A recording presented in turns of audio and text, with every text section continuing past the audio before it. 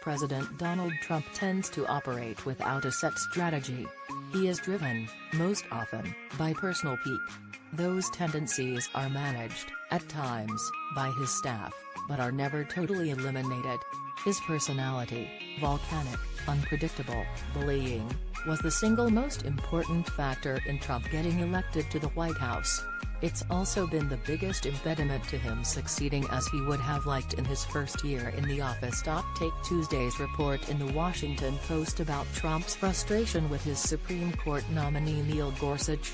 Here's the key bit. Earlier this year, Trump talked about rescinding Gorsuch's nomination, venting angrily to advisers after his Supreme Court pick was critical of the president's escalating attacks on the federal judiciary in private meetings with legislators. The president worried that Gorsuch would not be loyal, one of the people said, and told aides that he was tempted to pull Gorsuch's nomination, and that he knew plenty of other judges who would want the job. At issue, according to the Post report, was that Gorsuch had called Trump's criticism of the federal judiciary disheartening and demoralizing in a get-to-know-you interview with Connecticut Senator Richard Blumenthal, a Democrat.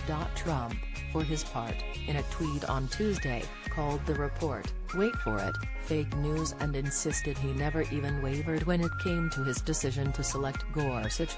It's worth noting here that the Post story is based on 11 sources familiar with Trump's outburst regarding Gorsuch. So, while I think it's worth noting the president's denial, his past casual relationship with the truth and the deep sourcing on the Post story suggest, at least to me, that the reporting is accurate. There's also the fact that this sort of behavior is entirely consistent with what we know about how Trump has operated as president.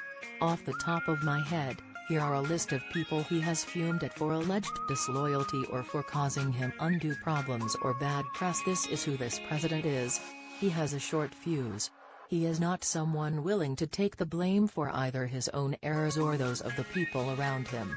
When things go wrong, he lashes out.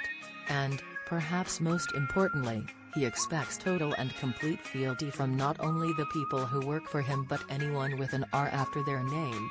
When he doesn't get the loyalty he expects, he gets very angry. Which brings us back to Gorsuch and what he was doing in that chat with Blumenthal. It seems fairly clear that some smart aide told Gorsuch that if he got a chance in his round-robin interview with senators to show his willingness to break with Trump, he should take it. So, he did. All judicial nominees, especially for the nation's highest court, face doubts that they are willing and able to be independent from the president who nominated them to this lifetime post. Getting confirmed by the Senate, as Gorsuch did with 54 votes, almost necessitates this sort of judicial Sister Soldier moment. Gorsuch's comments to Blumenthal were a strategy, and a good one. That's not to say Gorsuch doesn't believe what he said about Trump's comments on the judiciary. Just that his willingness to acknowledge those feelings in an interview with a Democratic senator was not an accident. That Trump either didn't see what Gorsuch was doing or didn't understand the strategy is indicative of how short-term his thinking tends to be when it comes to politics and how people treat him. Here's a quick look at how Trump thought about Gorsuch. I nominated. He owes me big time. He said what about me? I've got 100 guys would be thrilled to take his place. Who knows if this guy's even the right guy?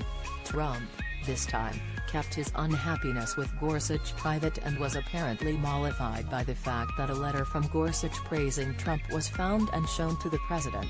No, that is not a joke. The broader point here, Trump is, now and always, motivated by personal rivalries and perceived slights.